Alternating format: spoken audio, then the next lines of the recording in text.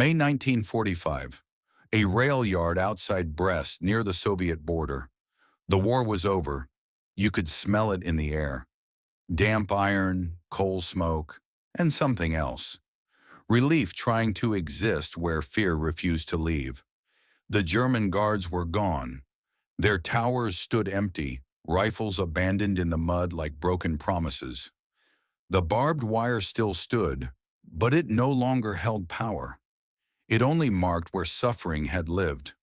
Dozens of Soviet prisoners stood beside a waiting train, silent. They had survived. Starvation, beatings, winters that froze men where they stood, years behind wire and watchtowers. And now, home. One man clutched a scrap of cloth, the last piece of his uniform. Another stared at the ground, whispering something under his breath as if rehearsing what he would say when he saw his mother again. A third man laughed quietly to himself, the sound too thin to be joy. Then the train doors opened, not with celebration, with orders. Uniformed officers stepped down first, clean boots, pressed coats, expressions carved from something harder than stone. They did not look like liberators. They looked like men arriving for work. One of them unfolded a document.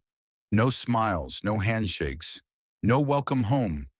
Only a command. Step forward, one at a time. The men hesitated, because something was wrong. If they were heroes, why were their guards waiting for them? Before we continue, make sure you subscribe. We tell the World War II stories history tried to bury, the moments where victory didn't mean survival. New episodes every week. To understand what was happening at that rail yard, you need to understand what the Soviet Union believed about surrender. From the earliest days of the war, the doctrine was absolute. A soldier of the Red Army did not surrender, not under any circumstances. The idea was not simply military, it was ideological.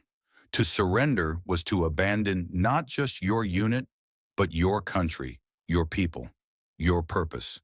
And when the German invasion came in 1941, it came like a storm no one could stop. Entire Soviet armies were surrounded, cut off, overwhelmed. Hundreds of thousands of soldiers were captured in a matter of weeks. Not because they chose surrender, but because there was no path left to fight. They were marched into camps. What followed was not captivity as the word suggests. It was slow destruction. Food was scarce. Shelter was minimal. Disease spread unchecked. Many died within months. Some lasted years, not because they were stronger, but because they adapted in ways that blurred the line between survival and compromise. Back home, the story was different. Under the rule of Joseph Stalin, the state declared that any soldier taken prisoner had failed in their duty. Orders were issued early in the war. Those who surrendered were to be considered traitors. There were no categories for overwhelmed or abandoned. There was only loyalty, or its absence. So when the camps were finally liberated in 1945, a new reality emerged, one the prisoners had not prepared for. They were going home, but they were not being welcome.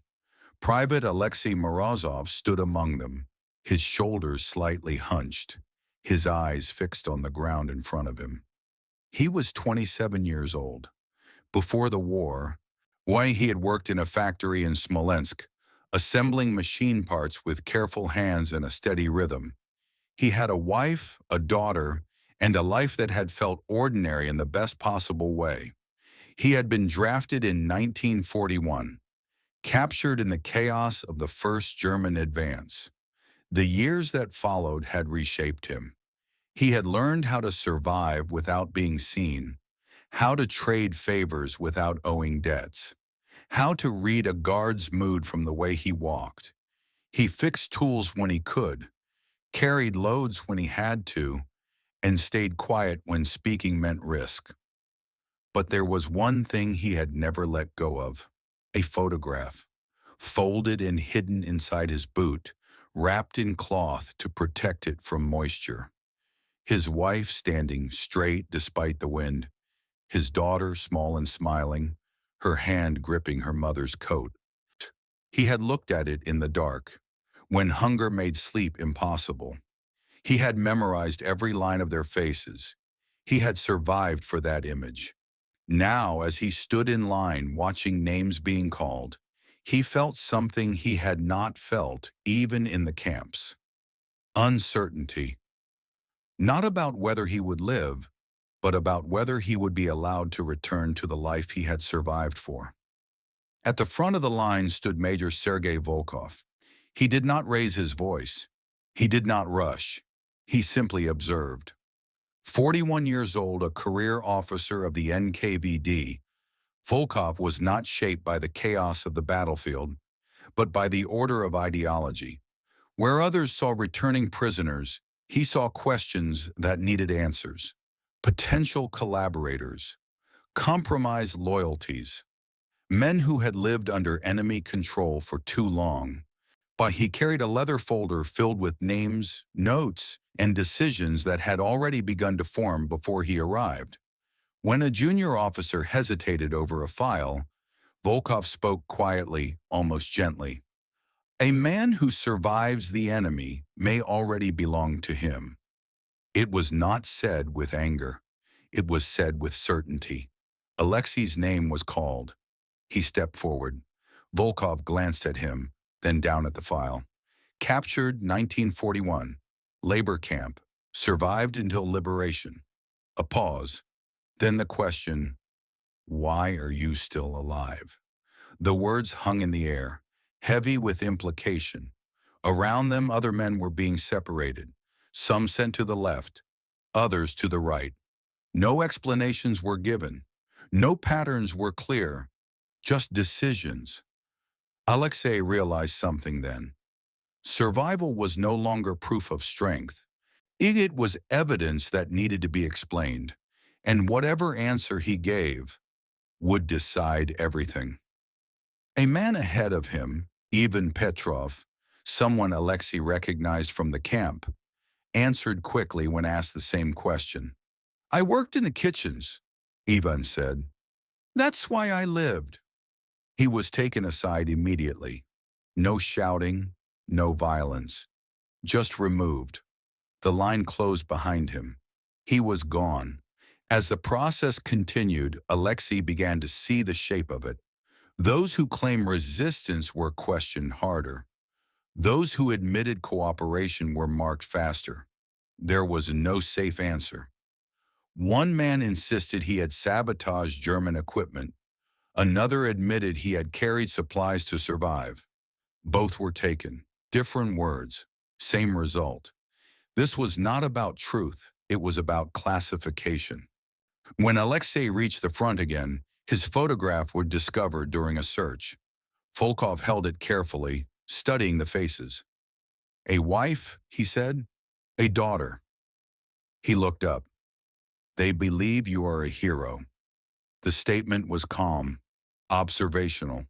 Then after a pause, what should I tell them? For the first time, the weight shifted. This was no longer just about Alexei's survival. It was about what version of him would exist beyond this moment, the man in the photograph, or the man in the file. He was taken into a small room, little more than a desk, a chair, and walls that seemed to press inward. Volkov sat. Alexei stood. Explain your survival, Volkov said. I worked, Alexei replied. I fixed tools. I traded labor for food. For the Germans, to stay alive. Volkov leaned forward slightly. And what is a soldier who serves the enemy to stay alive? The question was not loud, but it carried weight. Alexei hesitated, then spoke carefully. A man who wants to come home. Volkov studied him for a long moment. Then he said the words that would define everything. The motherland does not need men who only choose it when it is safe. The silence that followed felt heavier than anything Alexei had experienced in the camps, because this time there was no wire, no guards with rifles, only judgment. Volkov closed the file, stamped it, not with execution, not with freedom. Reassignment. Alexei was escorted back outside. Another group of men stood waiting. No one spoke. They were led onto a different train, not the one that would take them west toward their homes. This one moved east. The journey lasted days. No explanations were given, only the rhythm of the train, carrying them deeper into a country they no longer understood. When they arrived, it was not a city, not a village, but a camp, remote, isolated, surrounded by forest and distance instead of barbed wire. They were given tools, assignments, work. The war for them had not ended. It had changed shape. Months passed. Alexei kept the photograph. The edges wore down. The image faded slightly, but he did not throw it away. He no longer spoke about returning home. He no longer asked questions. But at night, when the work was done and the camp grew quiet, he would take it out and look at it in silence. One evening, another prisoner noticed. "Why keep it?" the man asked. "If you'll never go back." Alexei looked at the photograph for a long time before answering. "Because they still believe I made it home." Years later, historians would debate what happened to men like Alexei. Some argued that the policy was born from necessity, a country devastated by invasion, desperate to maintain control, unwilling to risk the possibility of hidden enemies within its own ranks. Others saw it as one of the war's deepest betrayals, a system that punished survival, that turned victims into suspects, that denied men the very home they had endured everything to return to. Records would later show that hundreds of thousands of returning prisoners were sent through filtration camps, interrogations, forced labor, or exile. Not all were condemned, but few were embraced. The question remains, aren't even now, was it protection or was it fear? If you had been in Volkov's position, would you have protected the state at all costs or trusted the men who survived against impossible odds? Let us know in the comments. And if you want more World War II stories where victory comes with a hidden cost, make sure you subscribe.